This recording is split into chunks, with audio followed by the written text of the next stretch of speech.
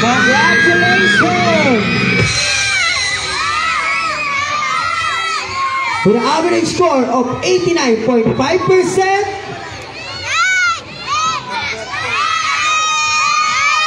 pasok ka, candidate number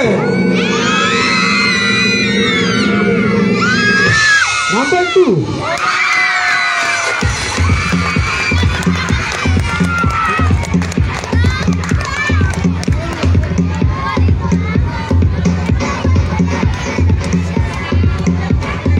Apat na lang.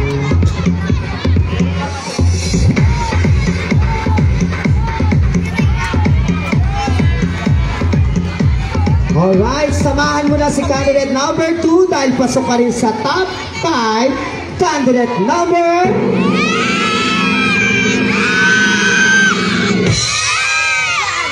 with an average score of 87.75%.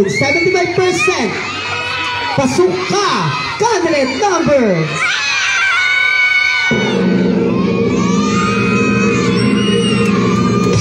number 8. The show is about to start. Everybody line up. The show is about to start.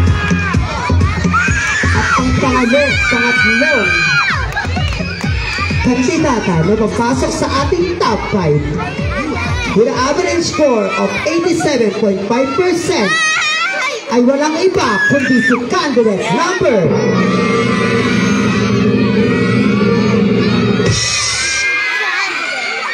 candidate number 6. The show is about to start.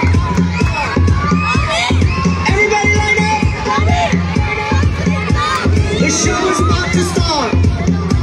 At ang pang-apat na makakapasok sa ating top 5 ay with an average score of 85.25% is you, candidate number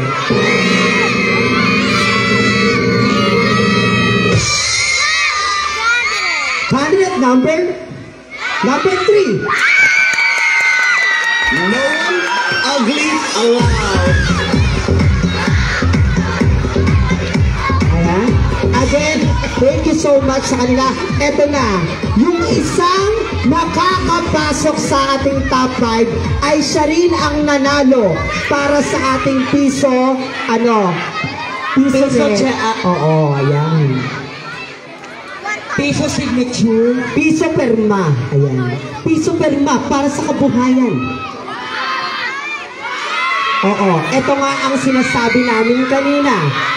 Hindi talaga siya nakapasok sa scoring ng top 5. Pero, pinag-usapan ng mga magulang at ng organizer, alam na ninyo, kung sinong pinakamataas sa piso pirma ay automatic pasok sa ating top 5.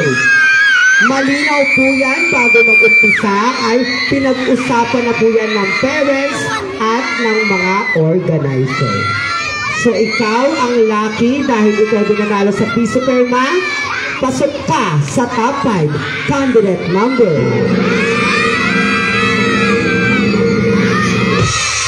number 1.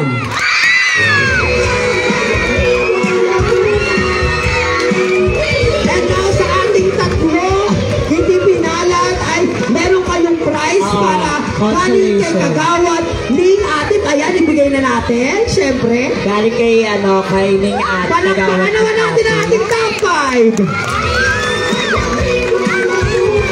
Ayan, thank you so much. Ikaw yung muling tinawag dito ka. Dito ka, be. Sabi ka dito.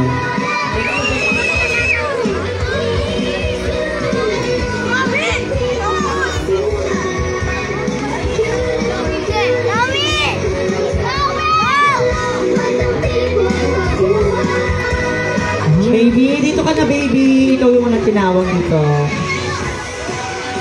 Alright, so lahat naman winners, eto na.